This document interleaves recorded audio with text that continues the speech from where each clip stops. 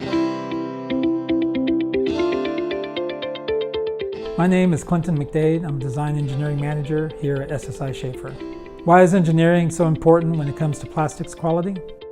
For a manufacturing facility, quality product starts with design and engineering, but it's actually the result of many factors coming together. These include material selection, mold design and build, manufacturing processing, and even shipping and handling.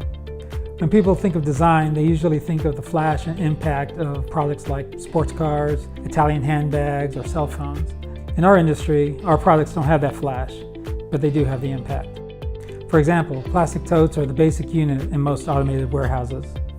You can have a $123 million warehouse, and it can be all brought to a standstill by a $12 plastic tote. The same applies to a just-in-time assembly plant, where the failure of a palletized unit can lead to product spillage, product damage, and worst case, the disruption of the sequential operations.